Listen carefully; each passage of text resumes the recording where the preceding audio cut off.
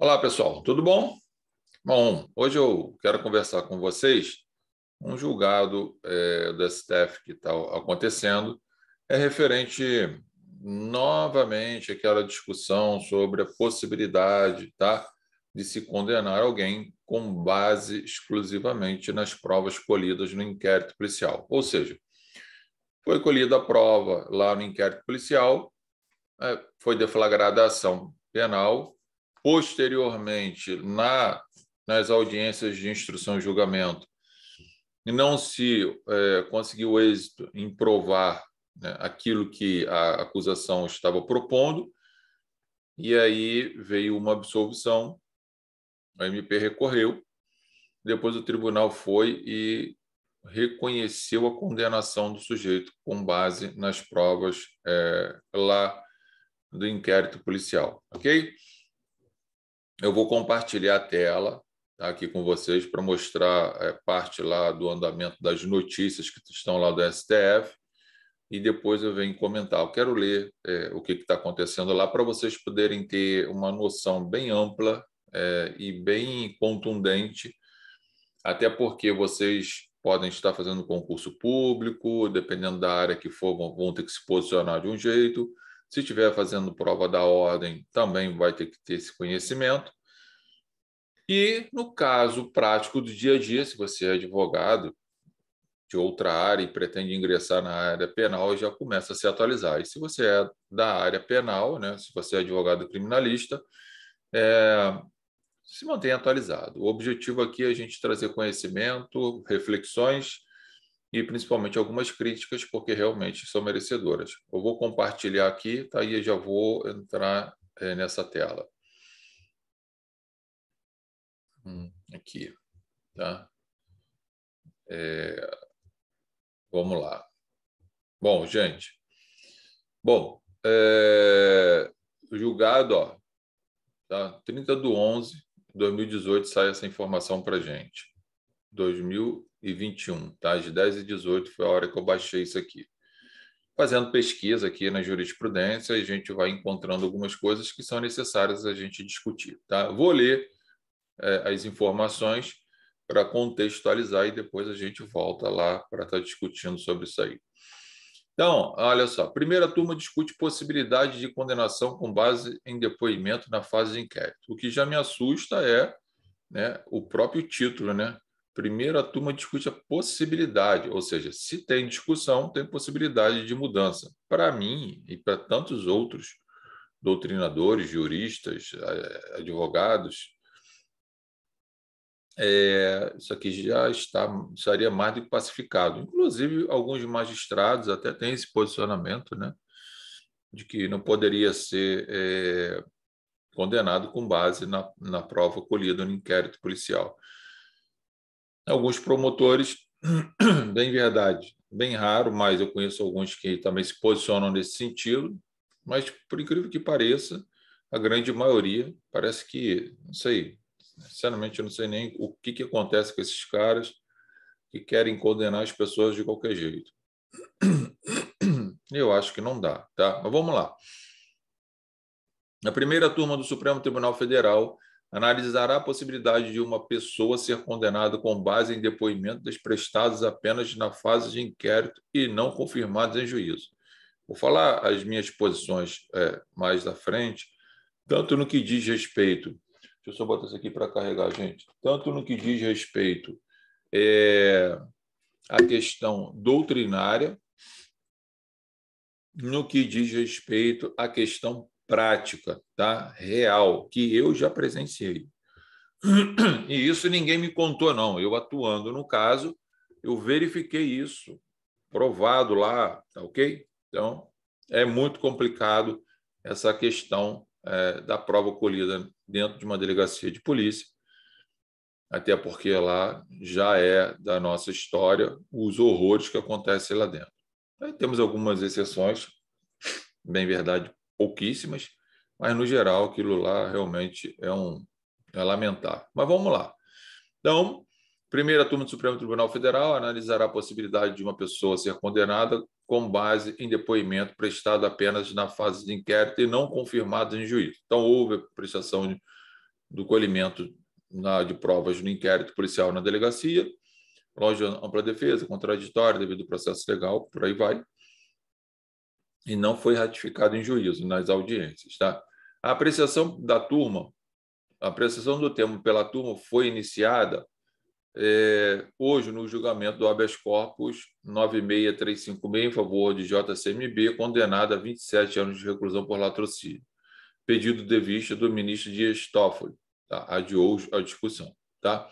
Consta do HC que os depoimentos prestados por testemunhas perante a autoridade policial durante inquérito e sem o indispensável contraditório não foram confirmados na fase judicial. Assim, JCMB foi condenado a 27 anos de reclusão, mesmo sem apresentação em juízo contra ele de prova da prática do ato criminoso. As testemunhas teriam reconhecido o acusado e fizeram relato detalhado sobre o ocorrido no local do evento que resultou na morte da vítima. Entretanto, o promotor de justiça mostrou-se preocupado com o enfraquecimento do quadro probatório, uma vez que as testemunhas, com medo de ameaças, negaram em juízo o reconhecimento. A defesa busca anular a condenação imposta pelo Tribunal de Justiça do Estado do Rio Grande do Sul e, portanto, restabelecer a sentença de primeiro grau que absolveu o seu cliente.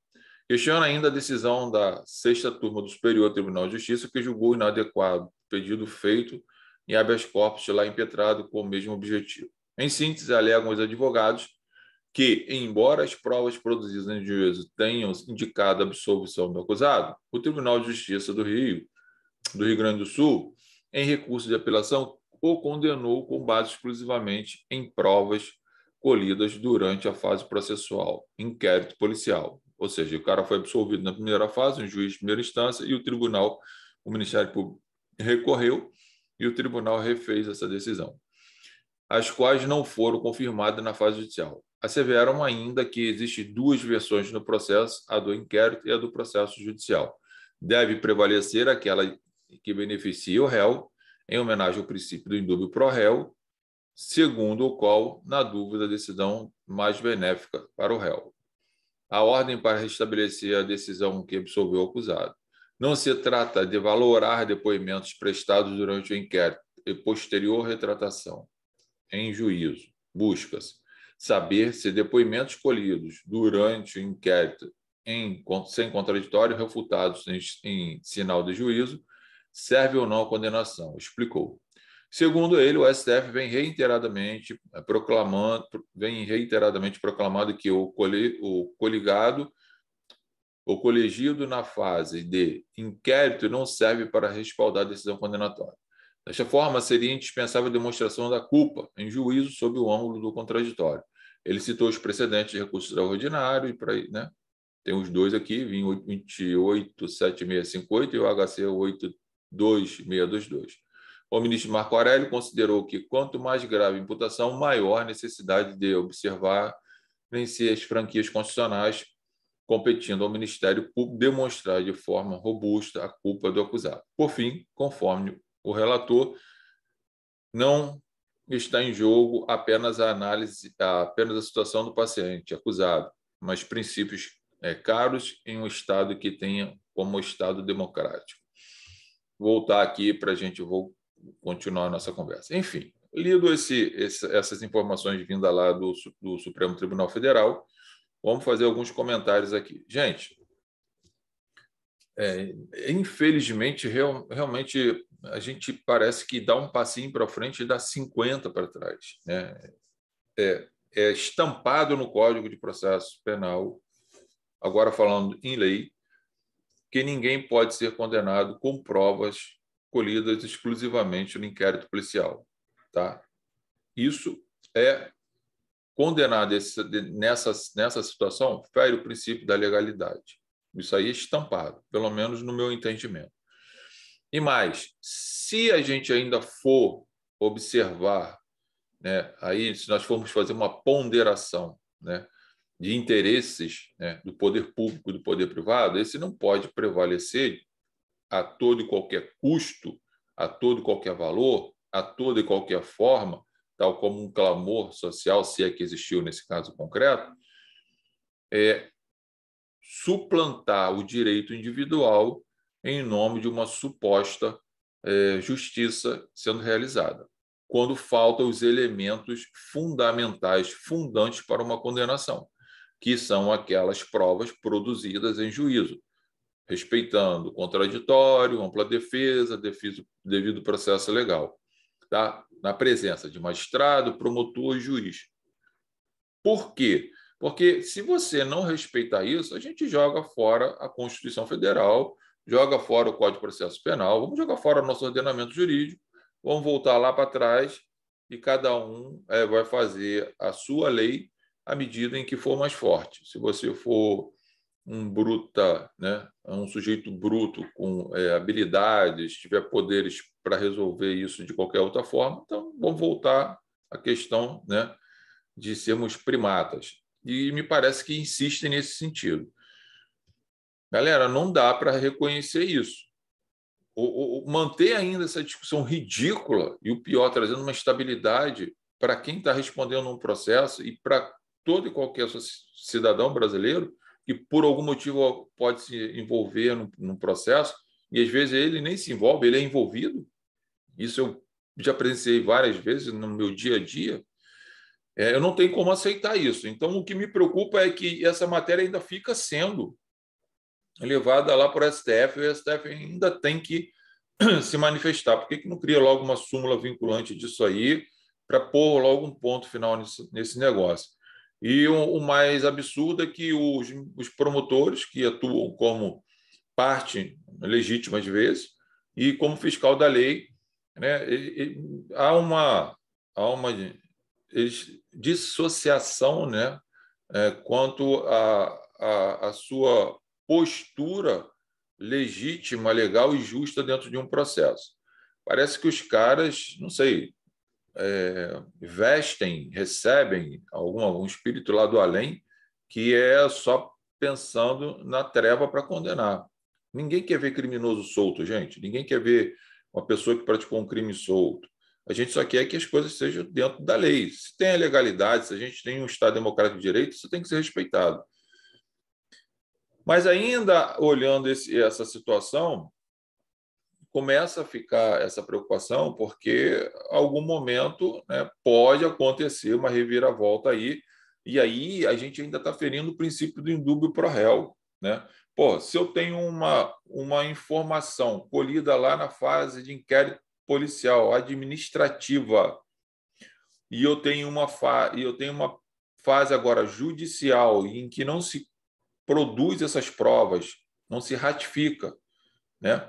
Ou não traz elemento, ou se traz, mas não é elemento suficiente para uma condenação, pô, nós temos o princípio indúbio pro réu que deve ser aplicado, gente. Está lá na nossa lei, no 386 está lá, a Constituição está lá, doutrina já fala isso, o mundo inteiro trata sobre isso, e ficam ainda insistindo nessas condenações, trazendo estabilidade jurídica, social para os alunos, para nós profissionais, que temos que toda hora ficar argumentando, enfrentando uma barreira de, às vezes, promotores, né, irracionais nesse sentido, magistrados aí agarrados a uma ideologia de que a condenação vai solucionar o problema da violência a qualquer preço, a qualquer custo. Me parece realmente estamos regredindo. Isso ainda só não está pior, porque nós temos advogados brilhantes que enfrentam isso de cara mesmo, né, de peito aberto, assim como a Defensoria Pública, vem provocando os tribunais, vem degladiando contra eles para que isso não seja feito de qualquer jeito. Mas olha só, além disso tudo que a gente está falando aqui, além da questão jurídica que a gente está fundamentando, que seria impossível você condenar alguém com base exclusivamente na prova colhida, e aí não é nem prova, né? São meios de informações lá, ou são informações lá do inquérito policial, isso ainda não se transformou numa prova, para ser prova vai ter que ser produzida em juízo, dentro do contraditório, ampla defesa e devido processo legal. Eu posso falar e falo com experiência própria, tá? Eu já tive caso, e não foi um caso só, em que lá na delegacia pintaram e bordaram contra os réus, não era um só, né? Pintaram e bordaram contra os réus, e quando chegou em juízo, nem o delegado sabia estipular qual era a função de mando de cada líder da suposta, na época, quadrilha, ok? Quem mandava, quem obedecia, quem sofria as sanções se não cumprisse as ordens, o que era para ser feito, qual era o posto de cada um ali dentro. Tá? E mais, quando foram ouvidas testemunhas de acusação, que na verdade eram as supostas vítimas, já que a imputação era de corrupção, né, dos fiscais, gente, nenhuma vítima, né, ratificou aquilo que falou em juízo. E, pelo contrário, muitas falaram que foram coagidas pelo delegado, pelos inspetores, a falar o que não era para falar, a assinar o que não era para assinar. Muitos falaram que sequer falaram alguma coisa e só mandaram assinar. E olha só, não vem de blá, blá, blá, de palhaçada para depois vir aqui na internet, onde for, ficar no meu canal, ficar enchendo minha paciência e dizendo que isso não acontece. Porque acontece e acontece muito, ok? Ali dentro daquelas 4 paredes ali, onde o réu não tem voz nenhuma, né?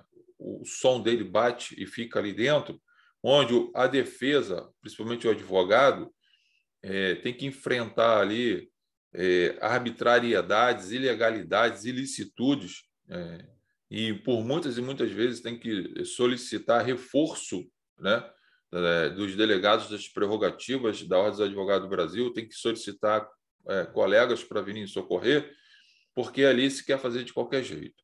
Ah, Zé Carlos, é tudo assim? Não.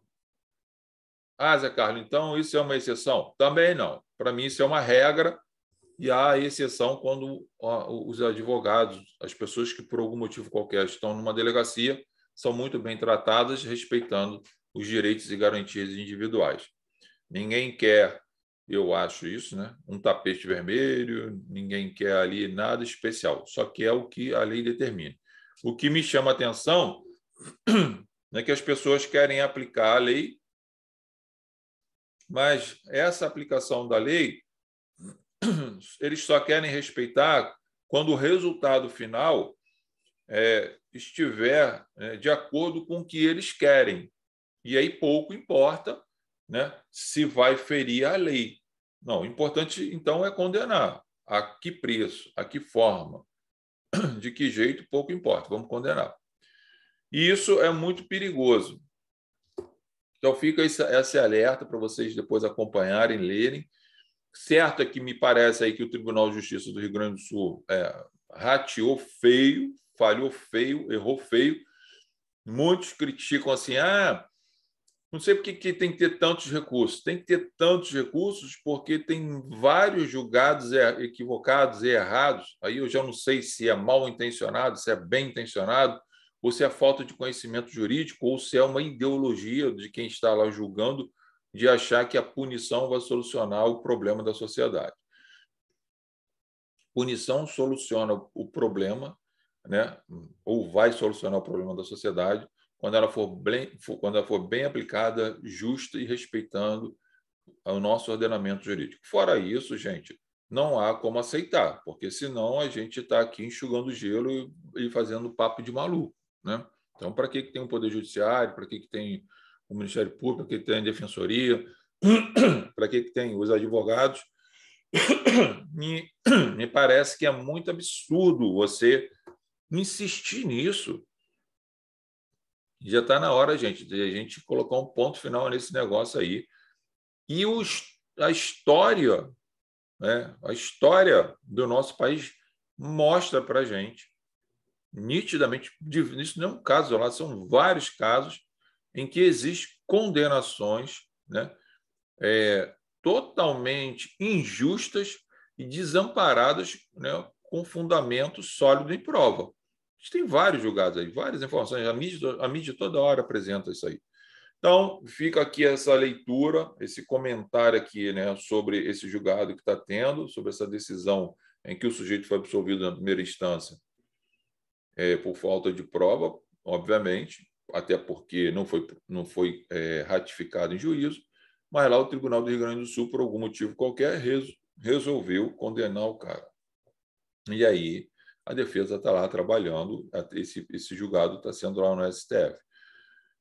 Vamos nos manter atualizados, vamos pesquisar, vamos estudar, vamos debater, vamos divulgar esses absurdos, e serve também para você que é advogado, seja experiente ou não experiente, possa estar sempre atualizado, por mais que você tenha um brilhante conhecimento, um sólido conhecimento, acho que informação nunca ocupa espaço. E você, que é estudante de direito, estagiário, e está vislumbrando aí, seja exercer a advocacia, seja exercer uma função pública como defensor, promotor, juiz, acho que vale a pena você fazer uma leitura, né? Não só de um contexto literal, fazer a leitura da lei seca, mas fazer uma leitura dentro de um sistema, uma leitura sistemática, observando nosso ordenamento jurídico, principalmente os princípios, para a gente, de uma vez por todas, mudar essa história aí.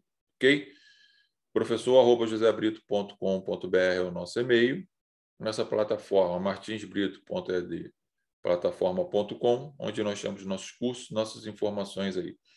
Logo, a gente está voltando com outras informações, outras críticas, outros elogios, trazendo assuntos do jurídico para a gente nos mantermos atualizados. Grande abraço aí para vocês, bons estudos e que dias melhores venham na questão jurídica. Grande abraço.